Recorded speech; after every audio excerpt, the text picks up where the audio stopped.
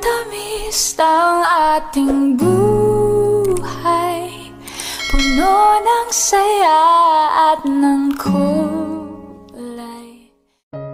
Lumaki si Nisha sa poder ng mapang-api niyang tiyahin. Sanggol pa lang daw siya noon nang iwan ng mga magulang dahil sa isang aksidente na kumitil sa buhay ng mga ito.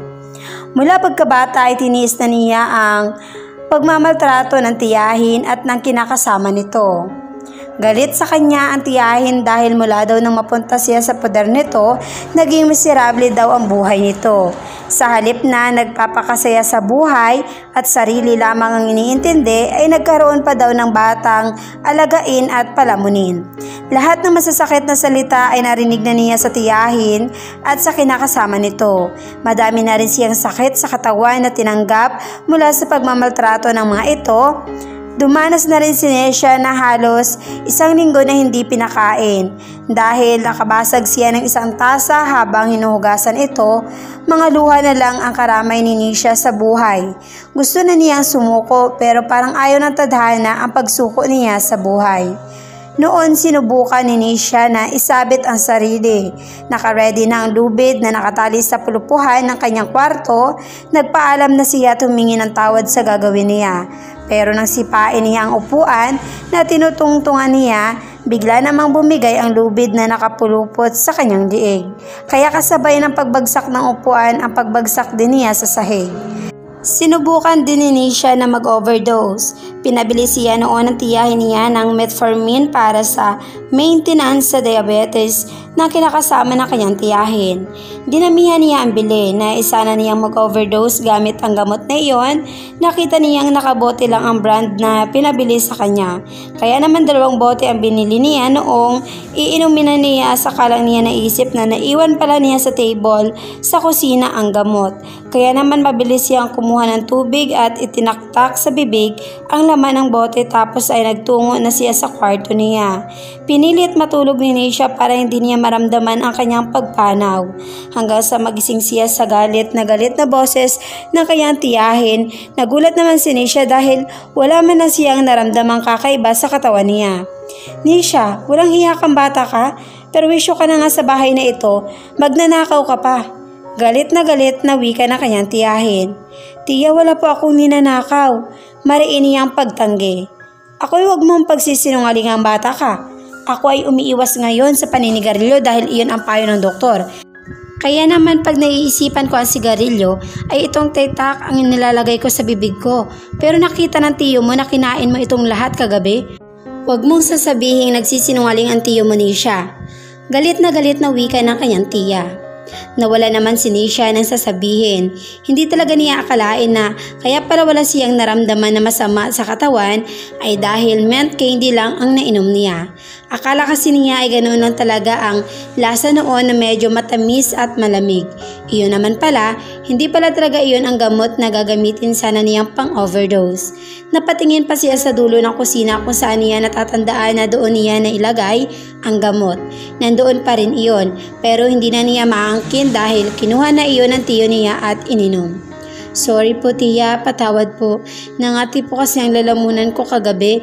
Babayaran ko na lang po pag nagkasweldo ako. Patawad po. Paginging tawad at palusot na rin ni Nisha sa tiyahin. Pero nakatanggap pa siya ng pambabatok dito. Oo, talagang bayaran mo yan. Huwag tatanga-tanga. Magsisinungaling ka pa? Mabuti at nakita ng tiyo mo. Ang ginawa mo, bilisan mo nang magluto. Tapos ay umalis ka na. Ayaw kong nakikita yung pagmumukha mo dito. Bilis na! Sigaw sa kanya ng tiyahin at kasabay nitong lumabas ang tiyuhin na nakangisi sa kanya. Matapos magluto ay mabilis nang naligo at nagbihis si Nisha ng damit. Magtutungo naman siya sa palengke para makitinda ng gulay. Wala naman siyang ibang alam na trabaho kundi ang makitinda. Hindi naman siya makapagkatulong lalo na at hindi siya binibigyan ng tiya niya ng pera. Noon nagtatrabaho pa ang tiya niya at ang tiyo niyang kinakasama nito pero nang magkaisip na siya, hindi na nagtrabaho ang mga ito at ang kakarampot na kita niyang kinukuha ng mga ito panggastos sa araw-araw. Pagkarating niya sa palengke ay nadatnan niya ang kaibigang si Claudia. Nag-aayos ito ng mga gulay. Pamilya ni Claudia ang may-ari ng pwestong iyon, kaya naman noong panahon na kailangan niya ng trabaho ay hinayaan ng mga magulang ni Claudia na doon siya magtrabaho. Matapos ang maghapon ay ibinigay na kay Nisha ang sweldo niyang 300. Bumili naman si Nisha ng candy para sa tiyahin, bumili din siya ng bigas at ulam. Sa bawat sweldo na nakukuha niya ay nagtatago si Nisha ng 20 pesos para naman kahit papaano pag nangangailangan siya ay may dudukutin siya. Pagka-uwi sa bahay ay iniabot agad ni Nisha sa tiyahin ang 2 tic-tac candy. Iniabot din niya ito ang natitirang 150 pesos sa sahod niya sa maghapong pagtitinda. Tapos ay tumuloy na siya sa kusina para magluto para sa hapunan. Ganoon lang palagi ang naging routine ng buhay ni Nisha hanggang sa tumuntong siya sa edad na 23. Sinubukan niyang takasan ang pagmamalupit ng tiyahin niya pero palagi lang siyang nahuhuli. Kaya nitong huli, hindi na siya nakatakas pa dahil tinalian siya nito ng kadena. Ang susi noon ay nasa tiyahin niya. Abot naman hanggang banyo ang kadenang iyon, pati sa kusina kaya naman nakakagalaw pa rin siya. Iyon ang lamang wala pa rin talaga siyang kalayaan. Isang gabi na nagluluto si Nisha ng para sa hapunan nang makita niya ang tiyo niya na papasok ng kusina. Hindi na lang niya pinansin ito na makita niyang lasing. Nakangisi ito sa kanya na wari mo ay hindi gagawa ng maganda. Hanggang sa maramdaman niyang inalis nito ang pagkakatali ng kadena sa kanyang paa. Alam mo Nisha, matagal na kitang gusto. Payagan mo ako ng kahit isang gabi lang na matikman ka. Tapos noon ay palalayain na kita. Nakangising bulong ng kanyang tiyo sa kanya. Kaya naman itinulak niya ito. Nawala ng balanse ang matanda na naging dahilan ng pagbagsak nito sa sahig. Tatakbo na sana si Nisha nang mahagip nito ang kanyang paa. Kaya naman bigla siyang sumubsob sa sahig. Nagawang makagapang ni Nisha pero nakubabawan siya ng kanyang tiyo. Hindi makagalaw si Nisha dahil nadadaganan nito ang kanyang mga paa. Habang ang kanyang kamay ay hawak ng isa nitong mga kamay. Nagpupumigla siya pero malakas ang kanyang tiyuhin. Kaya naman nagawa nitong sirain ang kanyang damit. Tiyo, tama na po. Huwag po pakiusap. Huwag po. Ayoko po. Tama na. Pakiusap ni Nisha habang umiiyak. Kitang-kita niya sa mata ng kanyang tiyo ang malademonyong pagnanasa nito sa kanya. Kaya naman wala na siyang nagawa kundi ang umiyak ng umiyak habang nagmamakaawa na wag ituloy ang balak nito. Hanggang sa maramdaman ni Nisha ang paghalik nito sa ibabaw ng dibdib niyang nababalutan pa ng bra. Pero sa pagkakataong iyon, naramdaman ni Nisha ang pagluwag ng pagkakahawak nito sa kanyang kamay at naitulak niya ang tiyuhin. Napatras naman ito sa may kalan at hindi sinasadya ang biglang paglaki ng apoy. Mabilis namang sanang tatakas si Nisha nang makita siya na kanyang tiyahin na nasa bungad ng pintuan. Bigla namang sinabunutan si Nisha ng kanyang tiyahin, kaya wala siyang nagawa kundi umiyak ng umiyak dahil sa tindi ng pagkakahawak nito sa kanyang buhok. Putang ng babae ka, malandi ka, pati ang tiyuhin mo nilandi mo, kaya kanya kinalagan, wala kang kahiyan, napakalandi mong babae ka. Sigaw ng kanyang tiyahin sa kanya habang hawak-hawak ang kanyang buhok. Halos mawala na siya ng malay sa tindi ng sakit na kanyang nararamdaman. Nang mapansin niyang lumalaki na ang apoy sa kusina, mabilis namang lumabas ang kanyang tiyo sa nasusunog na bahay nang lampasan siya ng tiyahin. Pero ikinagulat niya ang sunod na nangyari. Binitawan ng kanyang tiya ang pagkakasabunot sa kanya pero bigla siya nitong ikinulong sa nasusunog na bahay. Tiya, buksan po ninyo ang pintuan. Palabasin po ninyo ako. Tiya, maawa na po kayo, tiya. Malakas na sigaw ni Nisha ngunit walang nakakarinig hanggang sa malapit na sa kanya ang apoy. Nawawala na siya ng pag-asa nang makita niya ang upuang bakal na siyang ginamit niyang panghampas sa pintuan. Nabuhayan siya ng loob nang makita niya ang pagkasira nito. Kaya naman patuloy lang siya sa paghampas hanggang sa bumukas ito ng tuluyan. Pero hindi pa siya nakakalayo sa bahay nang biglang may sumabog. Kaya naman bigla siyang natumba, hindi niya maigalaw ang mga paa dahil sa sugat na natamo. Alam niyang hindi na siya maaabot pang muli ng apoy, kaya alam niyang hindi na siya masusunog. Hindi siya makatayo kaya ginawa niyang paatras ang paglayo sa lugar na siyang pinagsisihan niya. Nagkaroon ng dalawang pagsabog sa pagkakataong iyon. Sumabog ang mga bubog ng salamin ng bintana ng bahay nila at tumama iyon sa kanyang mga mata. Nagising si Nisha sa lugar na hindi niya alam, pero nararamdaman niyang nakahiga siya sa kama. Hindi niya magawang makapag-react dahil wala siyang makita. Hanggang sa maalala niya na natamaan nga pala ng mga tumalsik na bubog ng bintana ang kanyang mga mata. Lihim siyang lumuluha. Alam niya ang ibig sabihin noon. Hindi lang mundo niya ngayon ang madilim, kundi pati na rin ang kanyang paningin. Sa bawat hikbi niya ay bigla niyang naramdaman na may nagbukas ng pintuan kung saan man siya naroroon. Sino ka? Anong ginagawa ko dito? Umiiyak na tanong ni Nisha sa taong nararamdaman niya ngayon. Mabuti naman at gising ka na. Sandali lang, tatawag ako ng doktor. Wika ng lalaking bagong dating. Ilang sandali pa ay dumating na nga ang doktor. Sinuri ng isa ang mga sugat na natamo niya sa paa at ginamot muli. Ang isa naman ay ang sumuri sa kanyang mga mata. Sinabi nito na may pag-asa pa siyang muling makakita. Pero sa isipan ni Nisha, anong silbi pa nang magkaroon ulit siya ng makita kung wala namang dahilan para makakita pa siya ng liwanag. Dahil ang buhay niya nararapat lang sa dilim. Mula sa kinatatayuan ay nakatitig naman ang lalaki kay Nisha. Napangiti pa siya dahil para sa kanya, napakaganda ng babaeng nasa harapan niya ngayon. Hindi niya malaman kung ano ang dahilan, naawa siya sa babae dahil nawalan ito ng paningin. Pero masaya siyang ayos lamang ito, maliban sa wala itong makita sa ngayon. Nararamdaman naman ni Nisha na may presensya na nakatingin sa kanya, kaya naman hindi na niya mapigilan na magtanong. Bakit hindi ka pa lumabas kung sino ka? Alam kong ikaw yung lalaking pumasok dito kanina dahil naaamoy ko pa rin ang gamit mong pabango. Sino ka ba? Tanong niya sa lalaki. Naramdam niyang lumapit sa tabi ng kanyang kinalalagyang kama. Kaya naman napatras siya sa may headboard. I am Lucius Yold, isa ako sa bombero na nag-rescue na nasusunog na bahay. Tapos natagpuan kita ilang metro mula sa bahay na iyon. Ayon sa investigasyon, mula sa napabayaang kalan ang sanhi ng sunog. Pero nakakapagtakang walang taong nadatnan doon. Tapos ay nakita din namin ang persahang pagsira sa pintuan. May masasabi ka ba tungkol sa insidenteng yon? Ano ba ang pangalan mo? Paliwanag at tanong ni Lucius. Habang kitang-kita niya ang kalungkutan sa ekspresyon ng mukha ng babaeng iniligtas niya. Ako nga pala si Nisha Dika. Nakatira ako sa bahay na iyon at pinagmalupitan ako ng aking tiyahin. Panimula ni Nisha. Nakikinig lang naman si Lucius sa kwento na naging buhay ni Nisha sa kamay ng tiyahin nito at sa naging tiyuhin nito. Naikuyom ni Lucius ang kamao ng malamang muntik na itong pagsamantalahan ng tiyuhin. Sa dami ng hirap na pinagdaanan ni Nisha, hindi nito deserve ang lahat ng iyon. Sobrang naaawa si Lucius sa dalaga. Nilapitan niya ito at niyakap. Noong una ay tinutulak siya ng dalaga pero nagawa niyang pakalmahin ito habang yakap-yakap niya. Huwag kang mag-alala, ako na lang muna ang mag-aalaga sa'yo.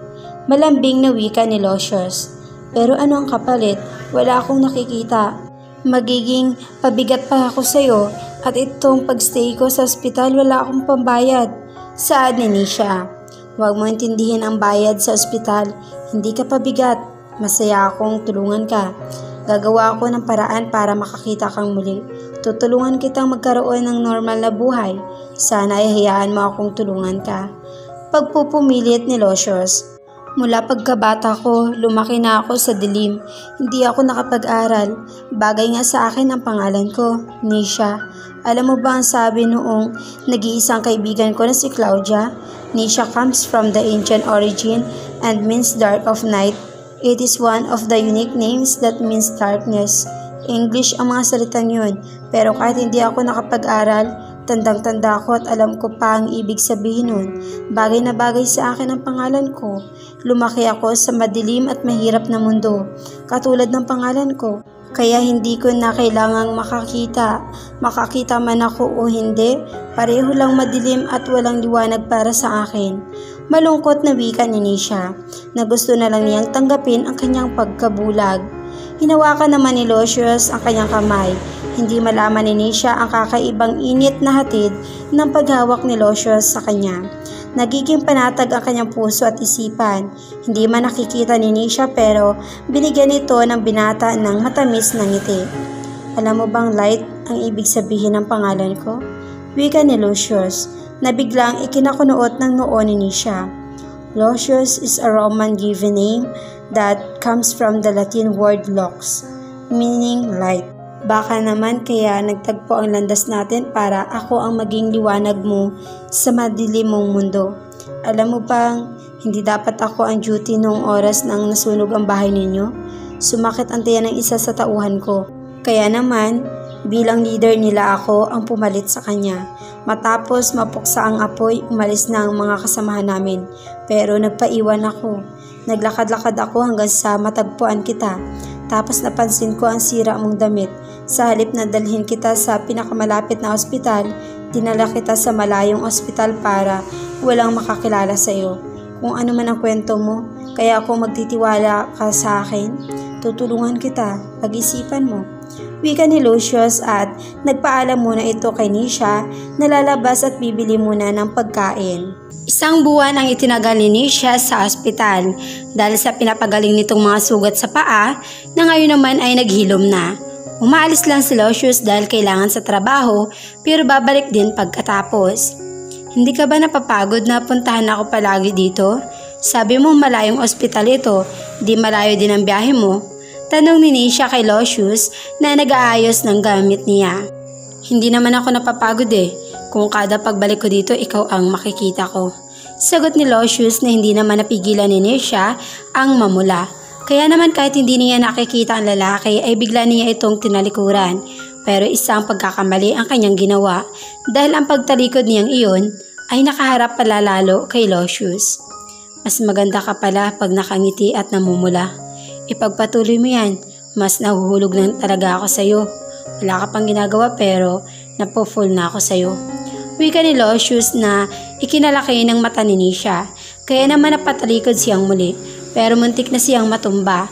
Mabuti na lang, nasalo kaagad siya ni Lucius. Careful, alam ko nahirapan ka pang kumilos. Hayaan mong ako muna ang maging mata mo habang wala kang nakikita. Sa sinabi ko sa'yo, hindi ako naglalaro. Wala ka pang ginagawa, nahuhulog na ako sa'yo.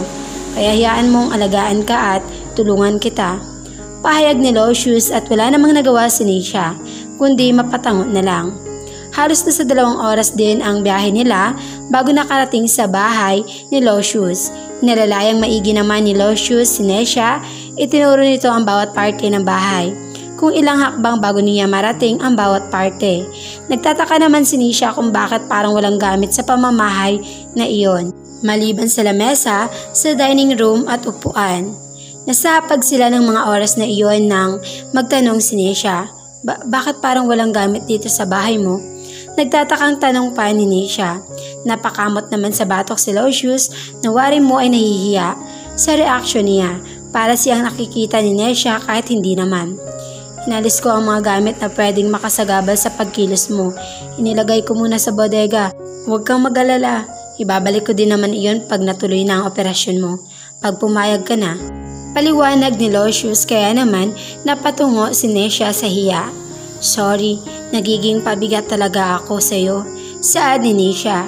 Huwag mo isipin yun. Masaya ako nakilala kita. Masaya akong alagaan ka. Nisha, tama nga sila. Hindi mo kailangang bumilang ng taon para masabi mong mahal mo ang isang tao dahil kahit ang pagmamahal hindi kailangan ng panahon, mararamdaman at mararamdaman mo yan.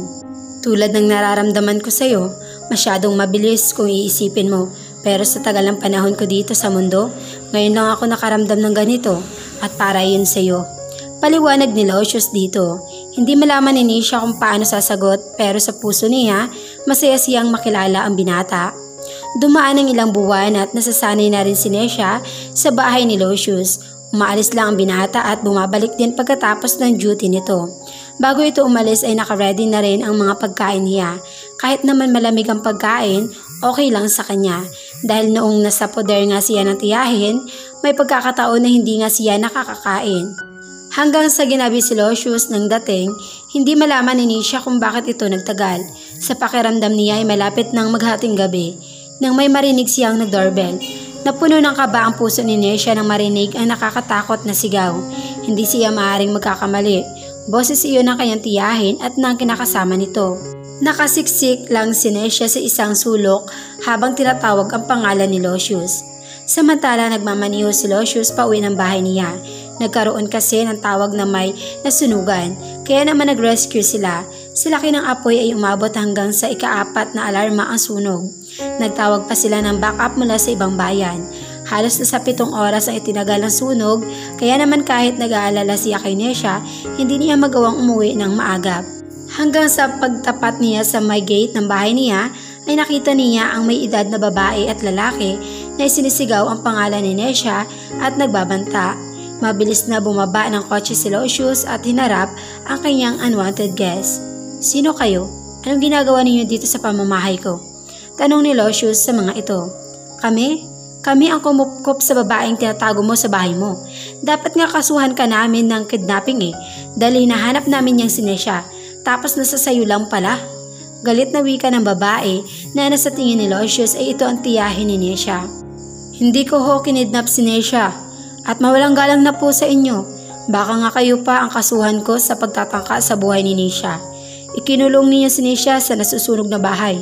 Bukod pa doon, tinangkapang halayin ang kinakasama ninyo, si Necia. Madaming kaso ang aking pwedeng isampa sa inyo. Kaya naman, mag-isip-isip na kayo ngayon din. Subukan ninyong guluhin si Necia. Hindi na gate ng bahay ko ang sunod na mahawakan ninyo, kundi rihas sa presento."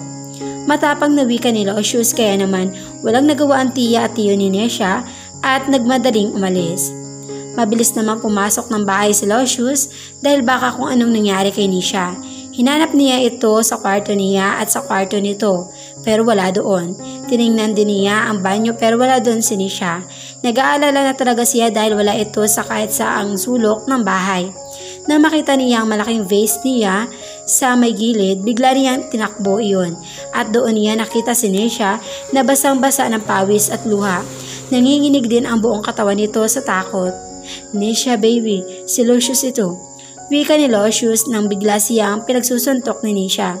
"Ayoko po tiyo, ayoko po. Bitawan po ninyo ako, parang awa nyo na." Pagmamakaawa ni Necia. Necia, sigaw ni Lucius nang mawalan ito ng malay. Mabilis namang pinapatakbo ni Lucius ang kotse niya dahil sa sobrang pag-aalala kay Necia. Pakiramdam niya ay napakabagal ng takbo niya. Kahit nag-overspeed na siya, mabuti na lang at walang traffic enforcer o hindi magkakaroon talaga siya ng violations. Nang makarating sa ospital ay agad namang inasikaso ni Necia. Sinabi ng doktor niya nagkaroon ng trauma si Necia dahil sa mga dati pang pinagdaanan nito. Pilit iyong nilalaban ng dalaga, iyon nga lang ay nagkaroon ito ng takot muli, dahilan para makapagpa-trigger sa trauma nito. Nasa private room na si Necia at binabantayan ito ni Lucius. Pagod man siya gawa ng trabaho, pero hindi niya kayang makita na nasasaktan si Necia. Nagising naman si Necia na nandoon pa rin ang takot sa dibdib nang maamoy niya ang pabango ng lalaking nasa kanyang tabi. "Lucius," tawag niya dito. Nakaidlip pala si Lucius na hindi nito namamalayan, kaya naman naalimpungatan siya nang marinig ang pagtawag ni Necia sa kanyang pangalan. "Okay ka na? Wala bang masakit sa'yo?" Nag-aalalang tanong ni Lucius sa kanya. "Baka makita ako ni Tiyo at Tiya. Natatakot ako, Lucius. Huwag mo akong ibibigay sa kanila." Pagmamakaawa ni Necia. "Hindi kita ibibigay at hindi ka na nila guguluhin, pangako. Babantayan at alagaan kita. Papayag ka na bang makakita muli? Huwag kang matakot, nandito naman ako para sa'yo. Mahal kita, Necia. Palagi mong tatandaan na ako ang magiging liwanag mo. Kung sakaling may isip mo ang madilim na kinalalagyan mo, huwag kang matakot, makakita dahil ako na ang makakasama mo, walang iba." Pahayag ni Lucius na siyang naging dahilan ng pagbuhos ng mga luha ni Necia. Matapos ang 1 linggo ay nakahanap naman agad ng eye donor ang ospital para kay Necia. Kaya naman isinalang kaagad ito sa operasyon. Palagi namang binabantayan ni Lucius si Necia at nag-leave pa talaga ito sa trabaho para sa dalaga. Mas lalong nararamdaman ni Necia ang pagmamahal ni Lucius sa mga araw na dumaraan. Malapit ng araw na alisin ang takip sa mata ni Necia pero nakakaramdam siya ng takot. Pwede kasing hindi matagumpay. Kung magtagumpay man, natatakot siyang makita si Lucius dahil kung tutuusin ay simpleng babae lang siya. Baka hindi siya bagay kay Lucius. Mamaya darating na ang doktor para alisin ang takip mo sa mata. Excited ka ba? Tanong ni Lucius nang mapabuntong hininga naman si Nesha. Ang lalim noon ha? Ano bang gumugulo sa isipan mo? Dagdag pa ni Lucius. Natatakot akong baka pag nakita kita, lalo akong manliit sa sarili ko. Nahihiyang wika ni Nesha na nagpatawa ng malakas kay Lucius. Huwag mo isipin yun. Hindi ako sobrang gwapo. Normal lang akong tao. May mata, ilong, tainga at bibig. Ibig sabihin may mukha. Basta hindi mo man ako mahal, palagi mong iisipin na mahal kita. Pagbibiro ni Lucius kaya naman napatawa na rin si Nesha. Ayan nga, tumawa ka lang. Mas maganda ka pag tumatawa. Basta relax ka lang. Wika ni Lucius na ilang sandali pa ay pumasok na ang doktor na siyang nag-opera kay Nesha. Dahan-dahang inalis ang bendang nakatakip sa mga mata ni Nesha. Hindi niya malaman kung para saan ang kaba ng kanyang nararamdaman. Pero mas inisip na lang niya na excited siyang makakitang muli. Higit sa lahat, excited siyang makita si Lucius. Nang maalis lahat ng nakatakip sa kanyang mata, ay sinabihan siya ng doktor na unti-unti niyang imulat ang mga mata na ginawa naman niya. Noong una ay nasisilaw pa siya sa liwanag. Naninibago din naman siya dahil sa ilang buwan na madilim ang kanyang paligid. Hanggang sa mapadako ang paningin niya sa lalaking sobrang laki ng ngiti na umabot pa sa mga mata nito. Ikaw? Sigaw ni Nesha habang masaya namang tumatango si Lucius. Lumapit din ito sa kanya at hinawakan ang kanyang mga kamay. Ipinaliwanag naman ng doktor na need magtagal ni Nesha ng kahit 2 pang linggo sa ospital para malaman kung maayos talaga ang mata na ipinalit sa kanya. Matapos ang ilang paalala ay lumabas na rin ang doktor. Naiwan sila ni Lucius sa kwartong iyon. Teka lang, ipaliwanag mo nga, ikaw as in ikaw talaga? Hindi makapaniwalang tanong ni Nesha. Oo nga, as in ako talaga. Natatawang wika ni Lucius na hindi talaga lubos akalain ni Nesha. Mula nang maging tindera ng gulay si Nesha, sa tindahan ng pamilya ng kaibigan niyang si Claudia, ay palagi niyang nakikita ang gwapong estudyante na dumadaan sa parting iyon ng palengke at bibili lang sa kanila ng kung ano-ano. Bawat araw bumibili ito ng 1 o 2 piraso ng gulay. Hanggang sa magdalaga siya ay nakikita pa rin niya itong bumibili sa kanila. Hanggang sa makatapos na rin ito ng pag-aaral dahil nakita na niya ito na naka-uniform na pang bombero. Hindi man lang siya nag-aksaya ng panahon na itanong ang pangalan nito. Kahit crush nilang pareho ni Claudia ang binata dahil nahihiya siya dito. Kumpara dito na nag-aaral at nakatapos na may magandang trabaho. Habang siya itong hindi man lang nakatungtong sa paaralan. Natuto lang siya kahit papaano dahil tinuturuan siya ni Claudia. Pero nang ikadena siya ng tiyahin, hindi na siya nakabalik pa sa pagtitinda. Hindi na niya muling nakita pa ang binata. Pero alam mo bang hinanap kita sa kaibigan mo? Wika ni Lucius habang nakaupo sa tabi ni Nesha. Bakit mo naman ako hinanap? Balik tanong niya dito. Bigla ka na lang kasing hindi bumalik sa tindahan na iyon. Sa totoo, natotorpe lang akong mandigaw noon. Nahihiya ako sa iyo. Masyado kang maganda para sa isang tindera lang. Kaya naman hindi ako makalapit sa iyo. Dahilan ko lang ang pagbili ng gulay noon para malapitan kita. Pero doon sa lugar na sinabi ng kaibigan mo, hindi talaga kita nakita. Yun pala, nakakulong ka sa bahay ninyo at nakakadena. Sorry kung nalaman ko kagad. Sana'y hindi na umabot pa sa ganoon ang nangyari sa iyo. Pag-amin ni Lucius, huwag kang humingi ng tawad. Higit sa lahat, sobrang laki ng tulong na ginawa mo para sa akin. Paano ba ako makakabayad sa iyo? Tanong ni Nesha. Hindi naman ako humingi ng kapalit. Sapat na sa akin na maalagaan kita. Hindi mo man ako mahal, basta nasabi ko sa iyo ang nararamdaman ko. Nung unang beses pa lang kitang nakita sa palengke, nagkagusto na ako sa iyo. Hanggang sa nagtagal na minamahal kita. Kahit wala ka namang ginagawa. Kaya ayos lang kahit wala kang nararamdaman sa akin. Ang mahalaga, malagaan kita. Kung magmahal ka man ng iba, basta masaya akong naamin ko din sa iyo na mahal kita. Paliwanag ni Lucius at binigyan niya si Nesha ng isang ngiti na hindi umabot sa mata.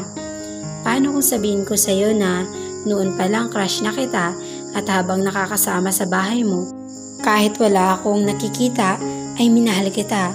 Kahit hindi ko alam na ikaw yung crush ko noon pa man. Paliwanag ni Nesha na biglang napatayo si Lucius. Ulitin mo nga ang sinabi mo. Pagtatanong ni Lucius na ikinatawa ni Nesha. Mahal kita, Lucius. Mahal na mahal. Hindi dahil sa tulong mo, pero dahil yun ang sinasabi ng puso ko. Pero pangako, mabawi ako sa iyo sa lahat ng tulong na binigay mo sa akin.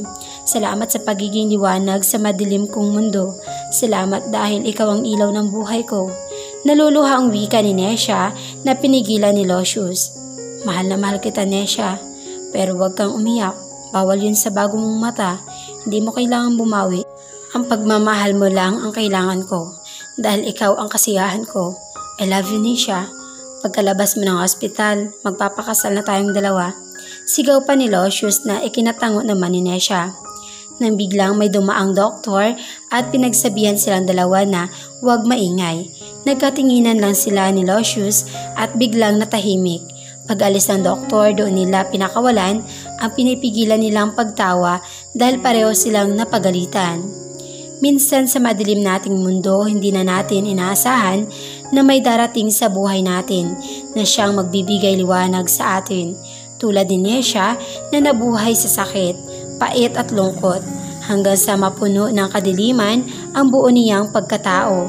Pero dumating si Lucius na siyang naging liwanag niya at anglaw sa bawat umaga at gabi na dumaraan para magpatuloy at makabangon sa kadilimang kanyang kinasasadlakan.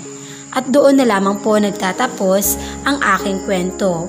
At kung nagustuhan niyo po ang aking kwento, huwag niyo pong kalimutang i-subscribe at i-click ang notification bell para maging updated pa po kayo sa susunod pang video. Thank you and God bless.